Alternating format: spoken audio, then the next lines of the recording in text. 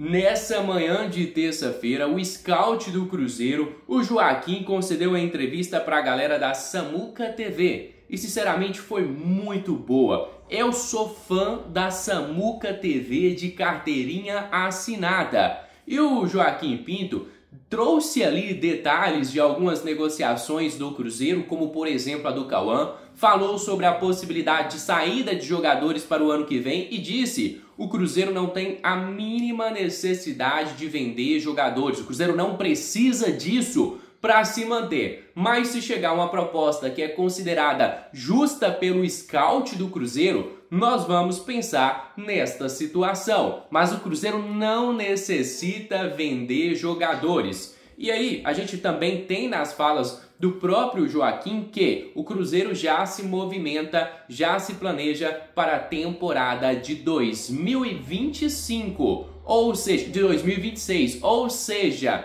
Cruzeiro muito bem montado. Eu particularmente fico tranquilo a cada palavra da diretoria, comissão técnica e também do scout do Cruzeiro. E vejo, meus amigos, que erros do passado não vão se tornar a repetir futuramente. Como, por exemplo, pagar salário milionário para o Dudu, jogador que vinha há anos sem jogar bola, receber um contrato longo com um salário alto. Eu tenho certeza que esse tipo de atitude, com o scout que o Cruzeiro tem hoje e com o treinador Leonardo Jardim, não vai mais acontecer. Falem o que quiser, indireta sim, bem direta para o Alexandre Matos. Mas também a gente sabe que o Cruzeiro vai fazer investimentos em jogadores novos para o futuro. Eu vou estar colocando aqui na tela para vocês um resumão das principais falas do nosso scout. Só que antes eu vou pedir a cada um que deixe aqui o seu gostei, que se inscreva no nosso canal, porque sua participação é de extrema importância para o nosso crescimento. Agora vamos conferir os melhores momentos da entrevista do Joaquim para a Samuca TV. Não vai ao encontro digamos, daquilo que nós achamos razoável pela contratação, nós acabamos por desistir. Isto porquê? Porque uma boa contratação não pode ser só avaliada em função do rendimento e do potencial do atleta, também é do valor a pagar. E quando o atleta se torna, na nossa opinião, demasiado caro, deixa de ser uma boa contratação. E muitas vezes é preferível não contratar o primeiro atleta da lista por um valor elevado, mas passar ao segundo atleta, que muitas vezes, naquilo que é a nossa avaliação, está muito próximo do primeiro atleta, com um valor consideravelmente mais baixo. Portanto, nós temos sempre que racionalizar não só aquilo que é a qualidade do atleta e distribuído em diferentes vertentes, mas também olhar aquilo que é o investimento. Agora, o que é que acontece muitas vezes? É o processo negocial, portanto, o scouting cada vez mais não é só scouting. Também, dependendo da estratégia de cada clube, também é o processo negocial. E há departamentos de scouting em alguns clubes que estão dentro desse processo, depois há outros clubes que não. O departamento de scouting é só para avaliar os atletas e depois a diretoria é que negocia o atleta. O que acontece muitas vezes, nas muitas conversas que tenho com colegas de scouts, é que há scouts que me dizem: Joaquim, eu identifiquei aquele atleta para contratar porque serviria aos interesses do clube. Mas eu jamais disse que deveríamos pagar aquele preço. O que é que isso significa? Que tem que haver uma comunicação permanente entre o departamento de scouting e a diretoria para servir os interesses do clube naquilo que é o racionalizar de cada contratação. Ô Joaquim, eu queria que você explicasse um pouco mais. E avaliar a qualidade e a competência de um departamento de scouting não é tão fácil como se possa parecer. Eu digo-vos assim: um clube pode estar a ganhar com boas contratações e o departamento de scouting estar a trabalhar mal, e um outro clube pode estar a perder com algumas contratações falhadas e o departamento de scouting está a trabalhar bem. E isso tem a ver com um conjunto de informações, que muitas vezes só a diretoria é que as tem, que é, primeiro, perceber quem foi o responsável pelas contratações. E como o Samuel estava aqui a dizer, e bem, vou tentar criar aqui 3 grupos, até para facilitar aqui a nossa conversa. Uma contratação de um jogador, ou várias contratações de um time profissional, normalmente vem de um de 3 grupos, de 2 ou dos 3 em sintonia. Ou vem do departamento de scouting, ou do treinador, do técnico e comissão técnica, ou da diretoria. O que é que acontece muitas vezes? Há contratações que são feitas diretamente pela diretoria, porque tem esse poder, muitas vezes pelo treinador. Há diretorias que depositam todo esse âmbito de contratações para o treinador e deixam um pouco o departamento de scouting de parte. E há outros clubes que depositam toda essa confiança no departamento de scouting. Portanto, isso já são os primeiros medidores daquilo que é a competência de um departamento de scouting. Depois é preciso perceber, muitas vezes as pessoas só olham às contratações, se tiveram sucesso ou não, e depois de explorar estes 3 campos que eu falei, mas depois também é preciso perceber, então, e os atletas que não foram contratados? Foram boas decisões ou não? Muitas vezes sim, outras vezes não. E se foram más decisões, porquê é que não foram contratados? Os atletas, o clube tentou os contratar e não conseguiu. Os atletas foram mal avaliados, os atletas não foram identificados. Portanto, isto falando daquilo que é a competência de um departamento de scouting. Para aprofundar a pergunta do Samuel, o Cruzeiro neste momento tem, eu diria, uma vantagem e gostaria porque também, repare, nós vivemos num universo de scouting que nós próprios scouts, até nas conversas que eu tenho com colegas, devemos ajudar uns aos outros. E, obviamente, que o ideal seria que o departamento de scouting tivesse sempre a influência nas contratações. Como já disse, em alguns clubes isso acontece, noutros não, nem por isso. No Cruzeiro, a maior felicidade que eu e os meus colegas do departamento de scouting podemos ter é que sentimos-nos parte decisiva e integrante no processo de contratações. Nenhuma contratação do mercado passado no Cruzeiro não teve o aval do departamento de scouting. Mas quando eu falo em aval, é dentro de uma sintonia entre estes 3 âmbitos que falei, departamento de scouting, comissão técnica e diretoria, que, face à nossa muito boa relação, fluidez de comunicação, permite-nos sempre chegar a conclusões com a aprovação destes 3 grupos. E atenção, isto não significa que estamos sempre de acordo. Muitas vezes temos discussões, muitas vezes temos opiniões distintas, mas o importante é que até agora todas as decisões foram tomadas em sintonia. Perfeito. Aí entrando um pouquinho, voltando assim à contratação do Cauã. Eu queria saber como é que foi essa contratação, como é que foi chegar ao Atlético Paranaense, tirar esse jogador, enfim. O que vocês viram nele, o que vocês esperam dele para as próximas temporadas? Muito bem. O Cauã, portanto, é um atleta, é muito interessante nós refletirmos até naquilo que não é só na contratação, é na evolução do Cauã. Porque, deixe-me dizer, ele acaba por ser um exemplo para muitos jovens que andam aí, alguns deles até desmotivados, porque jogam pouco, porque não são aposta. O Cauã começa por ser identificado, foi um dos atletas, dos jovens atletas, em função do projeto que temos no Cruzeiro de apostar em jovens atletas, ainda no Palmeiras, mas a jogar muito pouco no Palmeiras. Aliás, basta ir aos registros, às plataformas, há vídeos disponíveis, mas muitas vezes ele nem sequer titular era.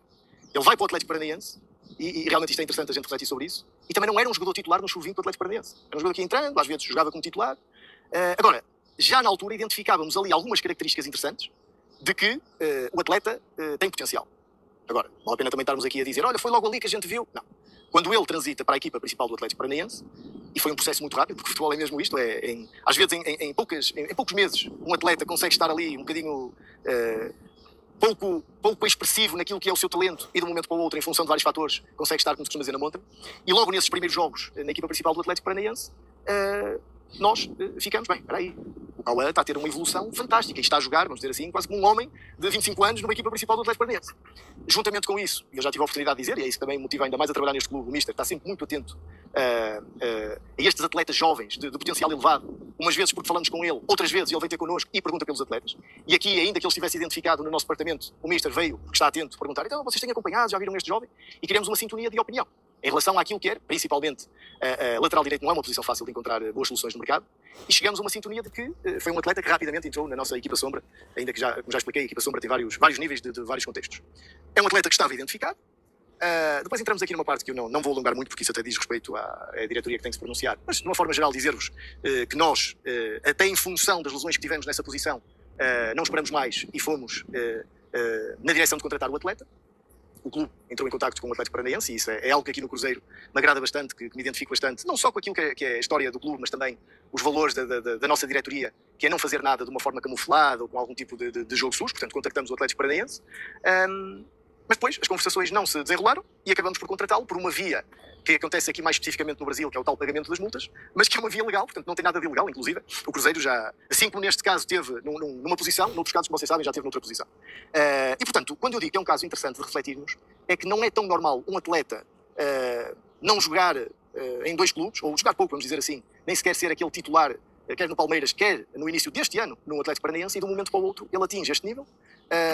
Vocês viram como é que num jogo com a pressão de entrar num ritmo de jogo elevado, num Maracanã cheio, frente ao Flamengo, vocês viram esta leca que ele mostrou de já estar preparado para este contexto, e isso vai ao encontro de muitas vezes não se dá tanta importância a isso, de toda a informação, porque nós temos que avaliar o Atlético na vertente técnico-tática, mas depois também temos que ir à procura de informação nos bastidores, falar com antigos treinadores, com antigos colegas, para perceber, digamos, esta parte que também já tive a oportunidade de dizer precisamente nesse podcast, do caráter e da personalidade, que muitas vezes é decisiva para a afirmação do atleta. Portanto, fica aqui um exemplo para vários atletas que às vezes andam desmotivados por jogar pouco, num escalão tão alto como o Sub-17, que o percurso não está perdido. Se eles acreditarem como o Cauã acreditou, e vocês um dia falam com ele e percebem que o Cauã, apesar da idade que tem, ainda ter idade para jogar, até no próximo ano ainda tem idade para jogar no Sub-20, vocês percebem que há ali uma construção mental muito forte, sustentada, acredito eu, também na família, que me pareceu muito equilibrada, e é um caso de sucesso e uma referência para esses atletas. Ô, Joaquim.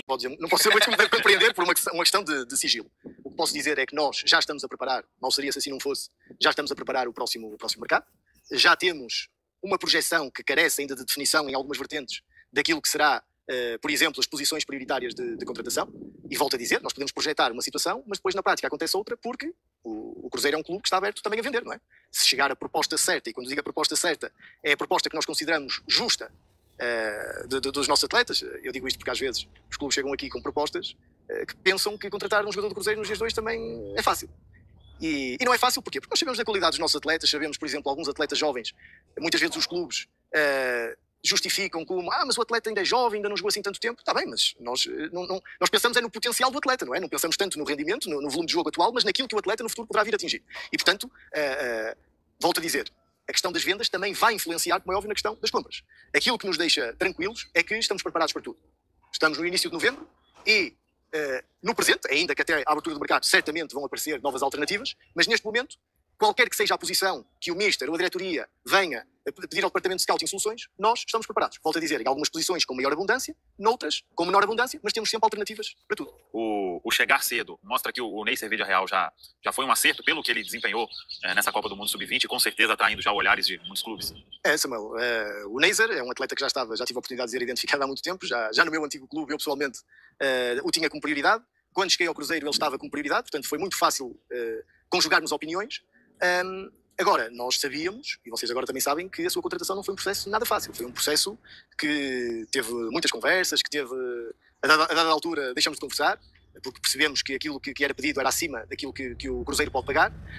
E depois, numa parte final, conseguimos a sua contratação, ficamos extremamente satisfeitos. Também já tive a oportunidade de dizer que ainda tentamos que a contratação fosse feita no último mercado junto do seu atual clube, mas o seu atual clube não quis portanto, aceitar a nossa proposta e, portanto, como era um jogador livre para assinar contrato, projetámo-lo para o próximo mercado. Ficamos muito contentes na altura porque sabíamos da qualidade e, volto a dizer, o Sul-Americano Sub-20 foi, digamos, a confirmação daquilo que é o Sul-Americano Sub-20, em janeiro, daquilo que é a qualidade e o potencial do atleta. Agora, como o Samuel estava a dizer, no Mundial Sub-20 obviamente ficamos muito satisfeitos porque já o tínhamos contratado. Posso-lhe dizer que se não o tivéssemos contratado antes do Mundial Sub-20, quase certeza que não iríamos conseguir contratar. É tal questão do risco que falei há pouco, que nós muitas vezes não podemos ter medo de assumir. Não podemos ter medo de assumir. E posso-vos dizer que neste momento, o Neiser, sem jogar no Cruzeiro, nós já o podíamos vender e ganhar um bom dinheiro. Porquê? Porque lá está, porque houve clubes que este Mundial Sub-20, clubes que ou não o tinham tão bem identificado, ou tinham tão bem identificado, mas não queriam assumir o risco, agora já querem assumir em função do que ele apresentou no Mundial Sub-20. E, portanto, estamos muito, muito satisfeitos com essa contratação, mas volto a dizer, a gente trabalha sempre com alguma acalmia, com responsabilidade, vamos recebê-lo, vamos integrá-lo, mesmo que estamos a fazer com outros jogadores que gradualmente estão cada vez mais adaptados ao Cruzeiro, e obviamente que temos uma grande expectativa no Ney Servídia Real. Joaquim, para fechar aqui, sobre essas possibilidades de saída, o que a gente vê? A gente vê, por exemplo, o Cauã Prats sendo um cara muito, enfim, né, falado, Caio Jorge da mesma forma. Há uma expectativa de que, de fato, até o fim do ano essas propostas comecem a chegar por esses jogadores?